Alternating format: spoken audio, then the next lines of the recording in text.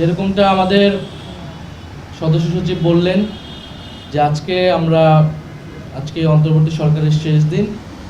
আমরা সরকারের আহ্বানে, সরকারের আমন্ত্রণে আমরা যমুনাতে এসেছিলাম।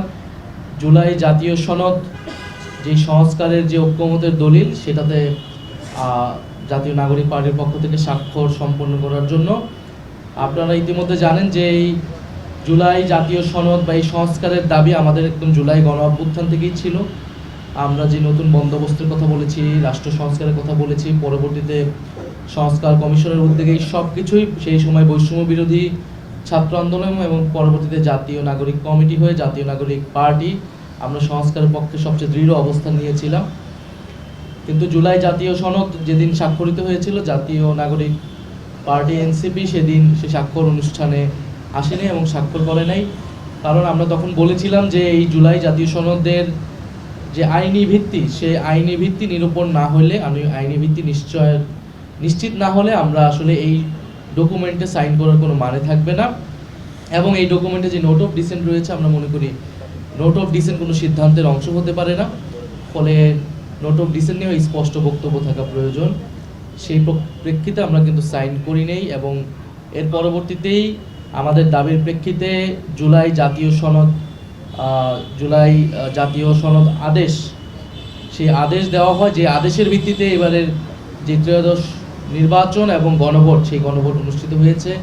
গণভোটে জনগণের রায় সংস্কারের পক্ষে এসেছে, হ্যাঁ এর পক্ষে এসেছে। এখন আমাদের আগামীকাল থেকে যে দায়িত্বটা, সেটা হচ্ছে এই রায় অনুযায়ী, গণভোটের হ্যাঁ অনুযায়ী এই রায় হচ্ছে বাস্তবায়ন করা। আমরা জাতীয় নাগরিক পার্টি এনসিপি কিন্তু সংসদ নির্বাচনে অংশগ্রহণ করেছি, সংসদে যাচ্ছি এই জুলাই জাতীয় সনদ এবং এই যে সংস্কারের আকাঙ্ক্ষা, সেটা বাস্তবায়ন করার জন্য। এটাই আমাদের ম্যান্ডেট, জনগণ আমাদেরকে এই ম্যান্ডেট দিয়েছে।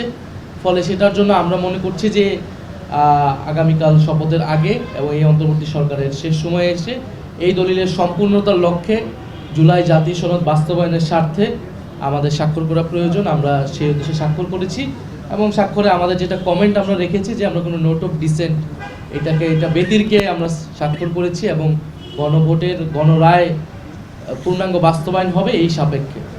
ফলে এটি আমাদের আজকে আমাদের স্বাক্ষরের মধ্য দিয়ে জুলাই জাতীয় সনদ এর সম্পূর্ণতা পেল এবং আমাদের আগামীকাল থেকে এটার কাজ হচ্ছে যে সংস্কার সভা হবে, সংস্কার পরিষদ হবে, সেই সংস্কার পরিষদে এইটা জুলাই জাতীয় সনদ এবং গণভোটের যে আদেশ, সেই আদেশ অনুযায়ী সংস্কারগুলোকে বাস্তবায়ন করা। তো আমরা আগামীকাল আমাদেরকে আনুষ্ঠানিকভাবে জানানো হয়নি, কিন্তু আমরা আইন উপদেষ্টা এবং সংসদ বিভাগের যিনি সচিব রয়েছেন তার সাথে কথা বলে, অনানুষ্ঠানিকভাবে কথা বলে জেনেছি যে আগামীকাল 2টি শপথ অনুষ্ঠিত হচ্ছে এবং এটাই হওয়ার কথা। যে কারণ এই গণভোটের আদেশে খুব সুস্পষ্টভাবেই লেখা আছে যে যারা নির্বাচিত হবেন, নির্বাচিত প্রতিনিধিরা জাতীয় সংসদের সদস্য হবেন এবং সংস্কার পরিষদের সদস্য হবেন একই সাথে। ফলে একই সাথে আগামীকাল 2টা শপথ হবে। প্রথম শপথ সাংসদ হিসেবে সদস্য নেবেন যারা জিতে এসেছেন এবং সেই একই ব্যক্তিগণ সংস্কার পরিষদের সদস্য হিসেবেও শপথ নেবেন। একই সাথে পরপর 2টি শপথ হবে, এরকমটাই আমরা জানি। গণভোটের আমাদের আদেশেও সেটাই লেখা আছে এবং এই শপথ কে পড়াবেন এটা নিয়েও আসলে সন্দেহের অবকাশ নেই। কারণ গণভোটের যে আদেশ আছে সেটার 8 নং ধারাতে খুবই সুস্পষ্টভাবে বলা আছে যিনি সংসদ সদস্যদের শপথ পড়াবেন সেই একই ব্যক্তি সংস্কার পরিষদের সদস্য হিসেবে তাদেরকে শপথ পড়াবেন। ফলে প্রধান নির্বাচন কমিশনার যদি আমরা যতটুকু শুনেছি শপথ পড়াবেন এমপিদেরকে, তিনি সংস্কার পরিষদের সদস্য হিসেবে সকলকে শপথ পড়াবেন। এই শপথের মধ্য দিয়ে আগামীকাল শুধু জাতীয় সংসদ নয়, বরং সংস্কার পরিষদ গঠিত হবে। যেই সংস্কার পরিষদ নির্ধারিত সময়ের মধ্যে আমাদের যে গণভোট, যেহেতু হ্যাঁর পক্ষে রায় এসেছে, সেই হ্যাঁর পক্ষে যে গণভোটের যে আদেশের বা গণভোটের যে প্রশ্নগুলো ছিল, সেই সংস্কারগুলো আমরা দ্রুত সময়ের মধ্যে বাস্তবায়ন করতে পারবো বলে আশা রাখছি। আমরা অন্তর্বর্তী সরকারকেও ধন্যবাদ জানাই।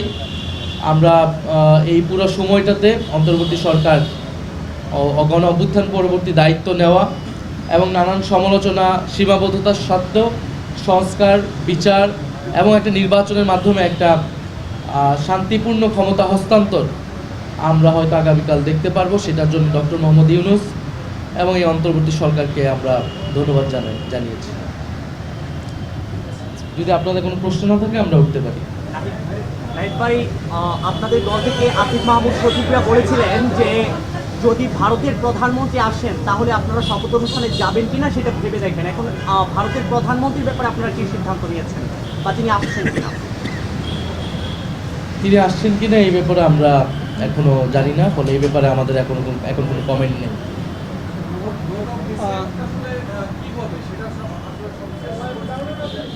নোট অফ ডিসেন্টের মীমাংসা গণভোটের মাধ্যমে হয়ে গিয়েছে। গণভোটের আদেশ এবং গণভোটের যে প্রশ্নগুলা সেখানে কিন্তু পরিষ্কারভাবে আছে কোন সংস্কারগুলো দলগুলো তার ইশতেহার অনুযায়ী করবে, কোন সংস্কারগুলো সবাই ঐক্যমত হয়েছে সেটা অটোমেটিক হয়ে যাবে।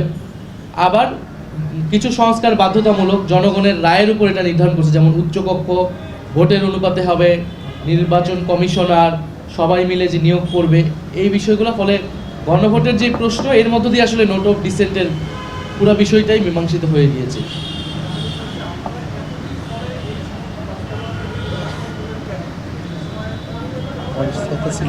না, এটা তো আমি আমার বক্তব্য পরিষ্কার করেছি। আমরা যেই সময় এটা স্বাক্ষরিত হয়েছিল সেটা শুধুই কেবল একটি ডকুমেন্ট ছিল, এটার কোনো আইনি ভিত্তি ছিল না। আমরা তো পরিষ্কার বলেছি আমরা একটা আইনি ভিত্তি চাই। ফলে এরপরে যখন আইনি ভিত্তি দেওয়া হলো গণভোট আদেশের মাধ্যমে, জুলাই জাতীয় সনদ আদেশের মাধ্যমে, সেই আদেশ এটার আইনি ভিত্তি দিয়েছে এবং এর পরবর্তীতে গণভোট হয়েছে, গণরায় প্রতিফলিত হয়েছে। এখন আমরা মনে করছি যে এটা তো যেহেতু এটার একটা আইনি ভিত্তি পেয়ে গণরায়ও চলে এসেছে, আমরা যেই উদ্দেশ্যে এই জুলাই জাতীয় সনদ করতে চেয়েছিলাম সেটা সফল হয়েছে। এখন এটা আমাদের বাস্তবায়ন প্রয়োজন এবং বাস্তবায়নের ক্ষেত্রে যাতে কোনো ধরনের দ্বিধা না থাকে যে একটা পার্টি কেন সাইন করে না, সেটা যাতে না হয়, এই বাস্তবায়নের স্বার্থে আমরা স্বাক্ষরটি করছি। এবং স্বাক্ষরটা বেসিক্যালি কিন্তু আজকের স্বাক্ষরটাও আনুষ্ঠানিকতা। আমরা তো গণভোটের পক্ষে, হ্যাঁ এর পক্ষে আমরা প্রচারণা করেছি, পক্ষে অবস্থান নিয়েছি। আমরা স্বাক্ষর না করলেও হয়তো কিছু হতো না, কিন্তু স্বাক্ষরটা আমরা করলাম যেহেতু একটা আনুষ্ঠানিকতা। এই অন্তর্বর্তী সরকার, ঐক্যমত্য কমিশন তাদের ঐকান্তিক প্রচেষ্টা এটা হয়েছে, এই পুরো বিষয়টাকে একটা সম্পূর্ণতা দেওয়ার লক্ষ্যে আমরা স্বাক্ষর করেছি।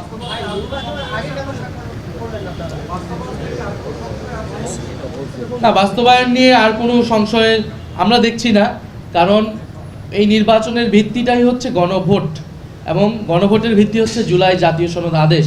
এই আদেশ ছাড়া এই নির্বাচন সম্ভব হতো না এই সময়ে, এই সরকারের অধীনে।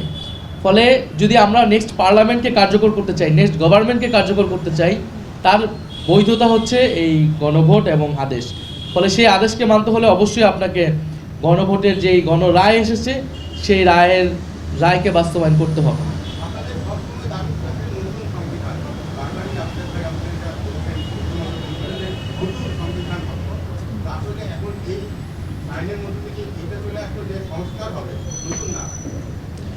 না, আমরা তো নতুন সংবিধানের জন্য গণপরিষদ হওয়ার প্রয়োজন ছিল।